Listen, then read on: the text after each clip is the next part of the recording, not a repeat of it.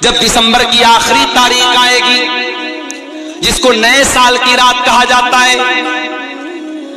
تمام بڑے بڑے شہروں میں بڑے بڑے ہوٹل سج جائیں گے، ناچنے والیوں کو بلایا جائے گا، گانے والیوں کو بلایا جائے گا، میوزک کا پروگرام ہوگا، ناچ گانے کا پروگرام ہوگا، شراب بہت زیادہ پی جائے گی، زنا بہت زیادہ کیا جائے گا، رات بھر لوگ ناچیں گے، موج مستی کریں گے، اور اس تمام رنگ رلیوں کے کاموں میں ہمارا مسلمان بھائی بھی شامل ہوگا۔ اور صرف ممبئی کی بات نہیں کر رہا ہوں، صرف دلی کی بات نہیں کر رہا ہوں، صرف کلکتہ کی بات نہیں کر رہا ہوں، اب آپ کے کٹیہار میں، آپ کے کشن گنج میں، آپ کے پورنیا میں، آپ کے ارریا میں، آپ کے فاربس گنج میں، آپ کے سلی گڑی میں، آپ کے نیو جلپائی گڑی میں، آپ کے دارجلنگ میں، یہ تمام آپ کے قریب کے جو بڑے بڑے شہر اور علاقے ہیں، وہاں بھی نئے سال کا پورا جشن منایا جاتا ہے، بڑے مہنگے مہنگے ہوٹل بک ہوتے ہیں، اور آپ کے مسلمان نوجوان بھی ان برائیوں میں شامل ہوتے ہیں۔ میرے پیارے ساتھی، علامہ اقبال نے صحیح کہا تھا، وَزَعْمِ تم ہو نصارا تو تمدن میں ہنود، یہ مسلمان ہیں جنہیں دیکھ کے شرمائے یہود۔ یہ کیسے مسلمان ہیں ان کو دیکھ کے یہودی بھی شرماتے ہیں، یہ ایسے مسلمان ہیں ان کو دیکھ کے یہودی بھی شرماتے ہیں، ان کی حرکتیں میرے پیارے ساتھیوں ایسی ہیں۔ آج ایسے دور اور بدال اسلام غریبا، اللہ کے نبی فرما رہے ہیں اسلام جب شروع ہوا تھا تب بھی اسلام پر عمل کرنے والوں کو بہت سارے تانے مارے جاتے تھے، اور آگے چل کر کے اسلام پر عمل کرنے والوں کو پھر سے تانے مارے جائیں گے۔ ایک نوجوان اپنے دامن کو گناہوں سے بچا رہا ہے،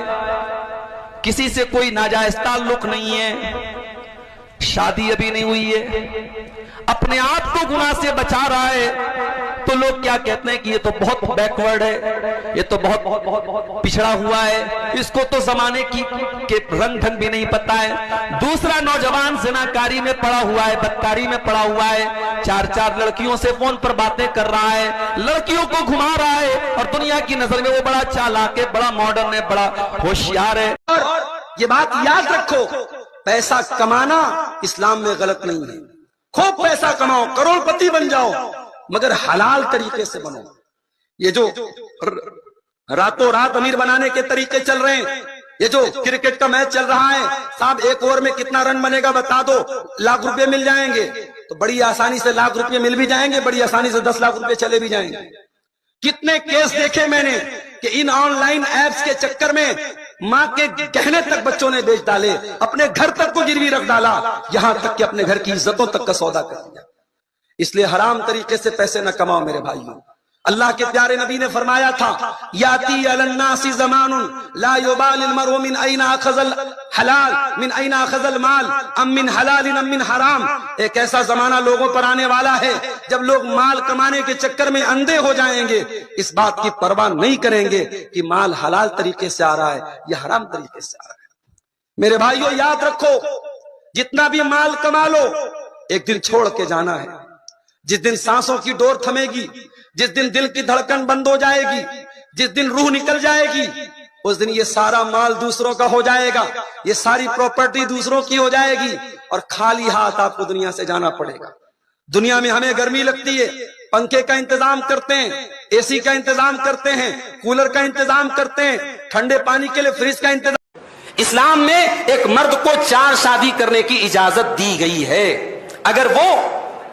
ایک سے زیادہ شادی کرنا چاہتا ہے، جسمانی اعتبار سے فائنینشلی اس کے پاس طاقت ہے، وہ کر سکتا ہے، اگر اس کے حالات اجازت نہیں دیتے نہ کرے، مگر ایک سے زیادہ شادیوں کو گناہ سمجھنا، یہ میرے بھائیوں اور عورتوں کو خاص طور سے میں کہنا چاہتا ہوں کہ اگر آپ کے دل و دماغ میں کہیں یہ بیٹھا ہے کہ صاحب اسلام میں ایک سے زیادہ شادی کا حکم دے کر کے ہم عورتوں کے ساتھ بڑی ناانصافی کی گئی ہے، اگر یہ آپ کے دماغ میں کہیں چل رہا ہے، اس کیڑے کو باہر نکال دو۔ یہ کیڑا آپ کو اسلام سے دور کر رہا ہے، یہ آپ کو کفر کی طرف لے کے جا رہا ہے، ارتداد کی طرف لے کے جا رہا ہے۔ ٹھیک ہے، آپ کے سماج میں شادی نہ ہو ایک سے زیادہ، میں اس پر آپ کو ابھار نہیں رہا ہوں، میں کسی سے یہ نہیں کر رہا ہوں آپ ایک سے زیادہ شادی کرو، ہر انسان اپنے حالات کو زیادہ بہتر جانتا ہے، مگر ایک سے زیادہ شادی کرنے والے کو گنہگار سمجھنا اور اس کو عورت پر ظلم سمجھنا، یہ قرآن کی اس آیت کا مذاق ہے میرے بھائی۔ اسلام میں ایک مرد کو 4 شادی کرنے کی اجازت دی گئی۔